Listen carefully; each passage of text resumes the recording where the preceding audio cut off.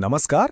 आजच्या या विश्लेषणात आपण अशा एका विषयावर बोलणार आहोत जो आपल्या प्रत्येकाच्या, विशेषतः मध्यमवर्गीय घरातील सर्वात मोठा आणि ज्वलंत प्रश्न आहे.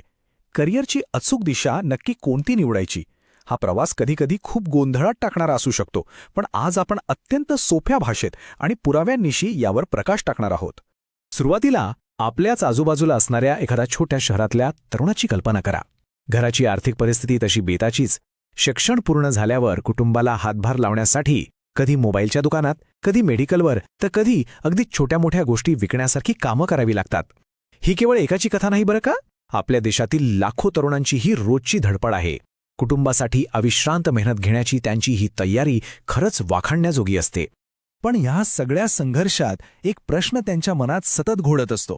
तर चला या विषयाच्या थोडं खोलात जाऊया. सरकारी नोकरी, प्रायव्हेट जॉब की स्वतःचा बिझनेस, हा तोच प्रश्न आहे जो आजच्या घडीला कोट्यवधी तरुणांची झोप उडवतोय. कारण प्रत्येकाला सरकारी नोकरीची ती सिक्युरिटी हवी असते, प्रायव्हेट जॉबचा गलेलठ्ठ पगार हवा असतो आणि बिझनेसचं स्वातंत्र्यही हवं असतं. पण प्रॅक्टिकली विचार केला तर हे तिन्ही एकाच वेळी मिळणं शक्य आहे का? आपण सर्वात आधी वळूया आपल्या पहिल्या मार्गाकडे. मार्ग पहिला, सरकारी नोकरीचं खरं वास्तव.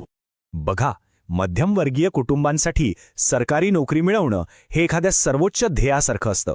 यात मिळणारी नोकरीची 100% शाश्वती, दर महिन्याला वेळेवर येणारं उत्पन्न आणि निवृत्तीवेतन यामुळे संपूर्ण कुटुंबाला एक भक्कम आधार मिळतो. समाजात मिळणारा आदर तर इतका मोठा असतो की रस्त्यावर ट्रॅफिक पोलीससुद्धा बऱ्याचदा अशा व्यक्तींना आदराने वागवतात. आणि हे तुम्हाला वेगळ्याने सांगायला नकोच की लग्नाच्या बाजारातही या एका गोष्टीला किती प्रचंड महत्त्व आहे. एखाद्याने सरकारी नोकरी मिळवली की संपूर्ण गल्लीत किंवा मोहल्ल्यात अक्षरशः उत्सव साजरा होतो. पेढे वाटले जातात. आता लाईफ एकदम सेट आहे बॉस, हीच भावना सर्वांच्या मनात असते. हा केवळ एका व्यक्तीचा विजय नसून तो संपूर्ण समाजाचा, कुटुंबाचा विजय मानला जातो. हे यश आपल्या मानसिकतेशी खूप खोलवर जोडलं गेलेलं आहे. आता या प्रचंड सुरक्षेमागे दडलेली एक दुसरी बाजूही पाहूया. सुरक्षितता म्हणजे नोकरी जाण्याची भीती नसणं आणि जीवनात शांतता असणं हे अगदी 100% मान्य. पण याचं दुसरं वास्तव हे आहे की यामुळे अनेकदा व्यक्ती कम्फर्ट झोनच्या जाळ्यात अडकते. विचार करा, पुढील 20-25 वर्षे तीच दिनचर्या, अत्यंत संथ प्रगती आणि कुठेतरी काहीतरी नवीन करण्याची धडपड हरवून बसण्याची शक्यता असते. एकदा या सिस्टममध्ये शिरले की नोकरी सोडू नकोस या सामाजिक दडपणामुळे अनेक जण तिथेच अडकून राहतात. आता आपण दुसऱ्या मार्गाकडे वळूया. मार्ग दुसरा, खाजगी क्षेत्र किंवा प्रायव्हेट सेक्टरचं सत्य. प्रायव्हेट सेक्टरची एवढी भुरळ का पडते हे यातून स्पष्ट होतं. इथे दररोज नवीन गोष्टी शिकायला मिळतात.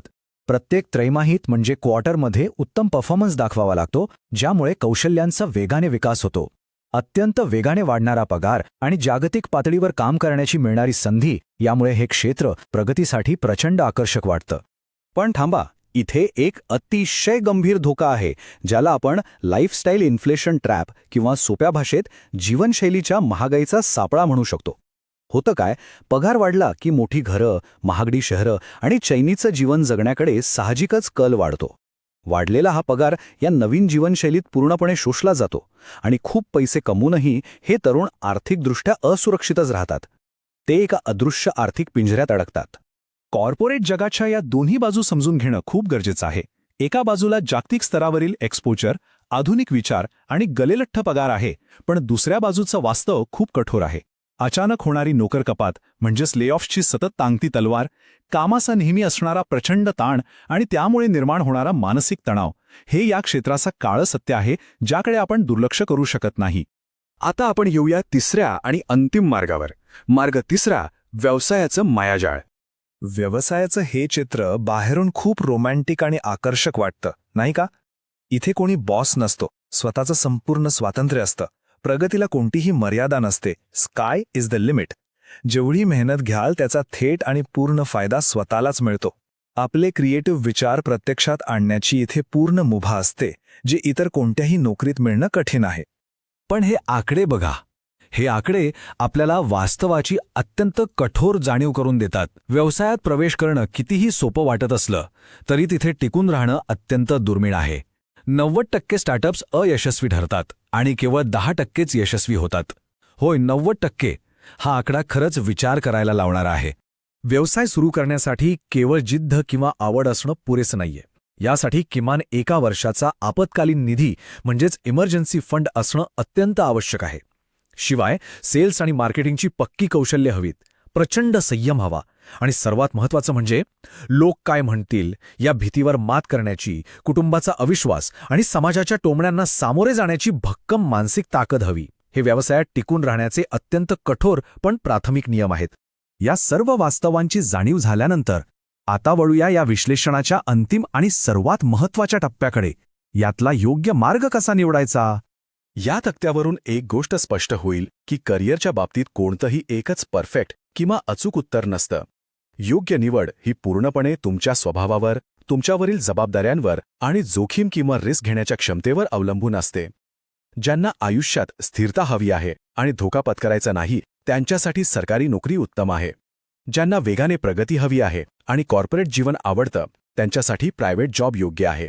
आणि ज्यांची जोखीम पत्करण्याची तयारी असते आणि ज्यांना स्वातंत्र्याची प्रचंड ओढ असते, त्यांच्यासाठी व्यवसाय हा खरा मार्ग ठरू शकतो. म्हणूनच इथे एक अतिशय स्मार्ट स्ट्रॅटेजी वापरणं गरजेचं आहे. थेट व्यवसायात उडी घेऊ नका. ही एक अतिशय परिपक्व आणि विचारपूर्वक आखलेली रणनीती आहे जी प्रत्येक महत्त्वाकांक्षी तरुणाने अंमलात आणली पाहिजे.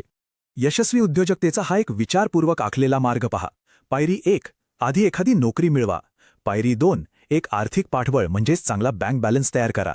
पायरी 3, मार्केटसाठी आवश्यक असणारी प्रॅक्टिकल कौशल्य शिका. पायरी 4, स्वतःचे एक व्यावसायिक नेटवर्क तयार करा. आणि पायरी 5, मग स्वतःचा व्यवसाय सुरू करा. नोकरीच्या माध्यमातून कौशल्ये आणि आर्थिक सुरक्षितता मिळवणं हा एक यशस्वी व्यवसाय सुरू करण्यासाठी सर्वात सुरक्षित आणि खात्रीशीर पूल आहे. शेवटी जाता जाता एक गोष्ट नेहमी लक्षात ठेवा. दुसऱ्याचं स्वप्न स्वतःचं मानून संपूर्ण आयुष्य जगणे हाच एकमेव चुकीचा मार्ग असू शकतो. समाजाच्या अपेक्षांच्या ओझ्याखाली दबून करिअरचे निर्णय घेऊ नका. प्रत्येकाचं आयुष्य हे वेगळं असतं, त्यामुळे निर्णयही स्वतःच्या विचारानेच घेतला गेला पाहिजे. या विश्लेषणाच्या अगदी शेवटी प्रत्येकाने स्वतःला हे 3 अत्यंत महत्त्वाचे प्रश्न नक्की विचारले पाहिजेत. 1, मला आयुष्यात सर्वात जास्त काय हवंय? 2, मी किती रिस्क किंवा जोखीम घेऊ शकतो? आणि 3, मला नक्की कशा प्रकारची जीवनशैली जगायला आवडेल? या प्रश्नांची प्रामाणिक उत्तरेच तुम्हाला तुमच्या करिअरची स्पष्ट दिशा दाखवू शकतील. आजचं हे माहितीपूर्ण विश्लेषण तुम्हाला नक्कीच एक नवी दिशा देईल अशी आशा आहे. पण जाता जाता एक विचार नक्की करण्यासारखा आहे. सुरक्षिततेचा पिंजरा निवडायचा की स्वातंत्र्याचं मोकळं आकाश? अशीच महत्त्वपूर्ण आणि आयुष्याला दिशा देणारी माहिती मिळवण्यासाठी आपल्या चॅनलला नक्की सबस्क्राईब करा आणि हे विश्लेषण सर्वांसोबत नक्की शेअर करा. भेटूया